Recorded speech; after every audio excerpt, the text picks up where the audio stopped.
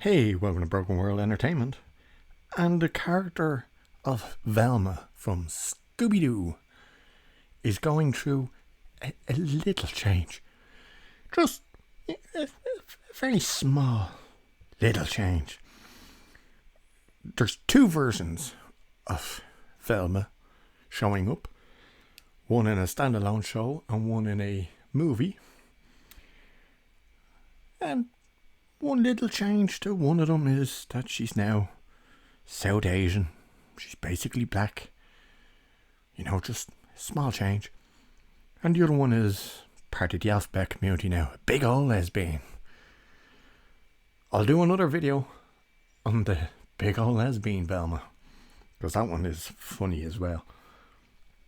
But as of now, we'll go with the Mindy Kaling version of Velma, which is going to be a show on HBO Max. Now, they're already saying there's big backlash happening to this TV show that hasn't even come out yet. But they didn't learn from what the likes of Bros did and the likes of the Woman King did stuff, which was attack the audience to convince them to go and see it. Same thing that She-Hulk is doing. She-Hulk currently in the series is what they would consider trolling the trolls, if you like. They're calling out the likes of all of us who criticise this crap. Because this is clearly Hollywood has run out of ideas. So now they're just repurposing characters. So on the official HBO Max YouTube channel, the trailer for this HBO Max Velma show has been viewed 1.5 million times. It's got a upvote of 25,000. That's impressive, isn't it? Well, probably not as impressive as 188,000 downvotes. Oops.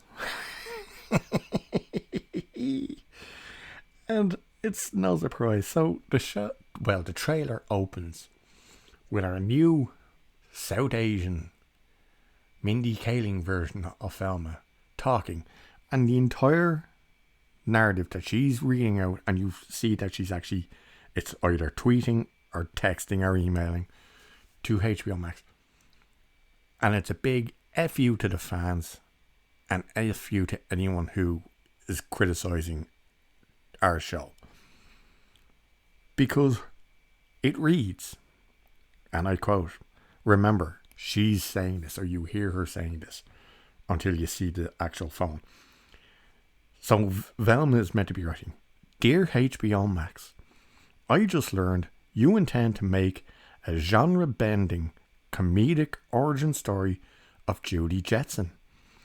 When I heard this new version of Judy Jetson wouldn't be boy crazy, the only word I had to describe my disgust is jinxies. If there is one thing the internet agrees on, it's that you should never change anything ever. I hope you die. Sincerely, Velma. Wow.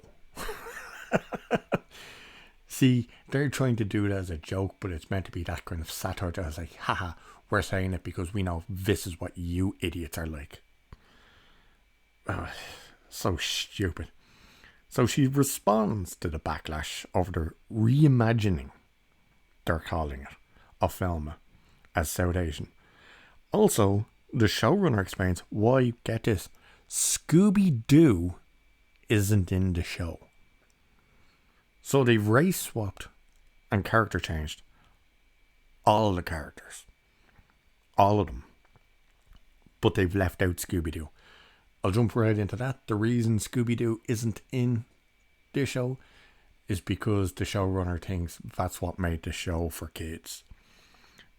Because if you didn't know this version of the Mystery Squad, or Mystery Inc., is going to be a adult R-rated animated show. Yeah. So, This masterpiece of an article comes from Collider. So, why change anything when the classics all still work, right?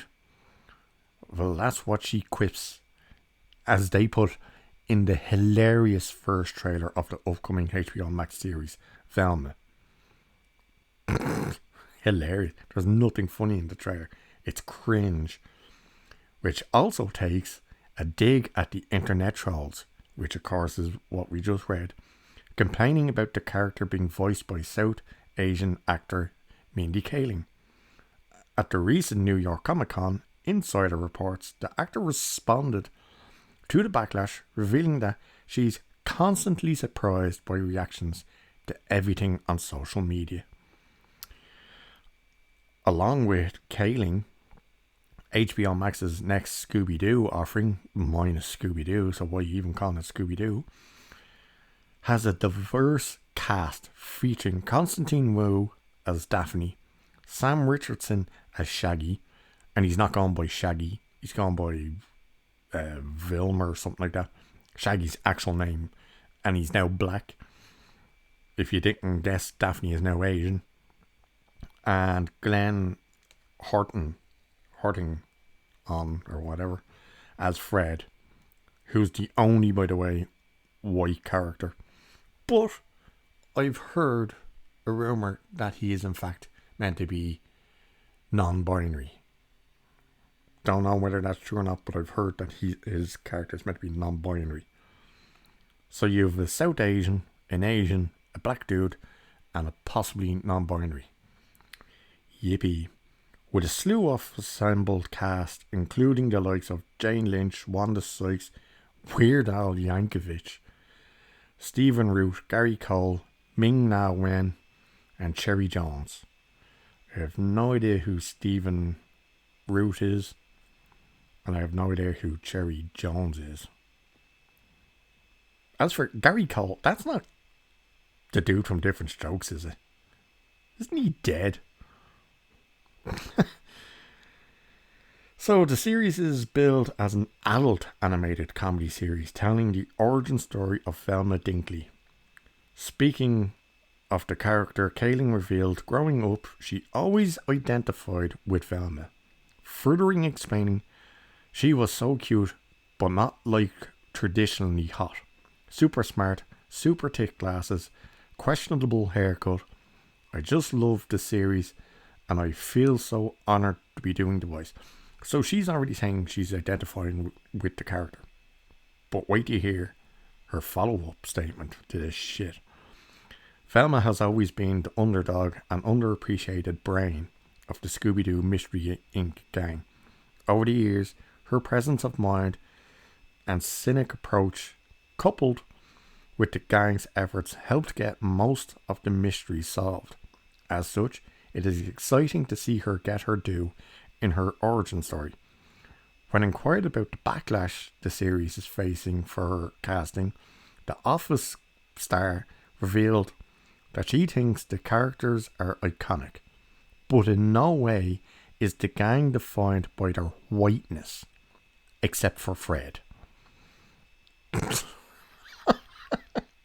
By the way, you went and made the guy who everyone relates to as a stoner, a lazy bum who's terrified to leave a fan, just wants to sit there and eat. You've race swapped him to be the black dude. Well done. Adding, so I was a little bit surprised, and I think most Indian American girls, when they see this skeptical, hard-working, kind of underappreciated character, can identify with her. So now she's saying that she always identified with her, even though the character's white, but now they can identify with her because she's her. Like, hello? Contradicting much? How do you... It's the same with the dude who plays Dom Lemonelf in Rings of Power, where he was like, he could always envision himself as being an elf and always felt that he could be an elf. But now that he's actually playing an elf, it's like, oh, now I can finally see myself represented in this world. It's like, but you said you loved it as a kid and that you always imagined yourself as one. What's the difference? And here we go again with it. And they bring up Halle Bailey's casting as Ariel in The Little Mermaid. And it's funny that how they keep showing all the clips of the kids going crazy because, oh, she looks like me. Even though you hear the parents going, she looks like you, doesn't she? They don't ever show you the clip of the kid who says it's blasphemy. And when they say, the mother starts laughing and says, why? And the little kid says, because Ariel's white, not black. And the mother goes, and this is a little black kid. And the mother's like, but she now looks like you. And she goes, but she's meant to be white with red hair. They never show you that clip. So they just come off with lying with all this. The backlash isn't because they don't want these characters. It's because you're changing what already worked just to suit yourselves. Like, look at this version of Velma. It's a full-on Mindy Kaling insert. There's no going around it, like. And the fact that they're trying to hype it up with, like, it's ScoobyDoo, and they keep bringing up ScoobyDoo, and yet ScoobyDoo isn't in it. What adults do they think is going to watch this crap? Ugh, I don't know. But anyway, that's the whole story really with this dumpster fire. They think the way to go is to insult the fans and the critics once again.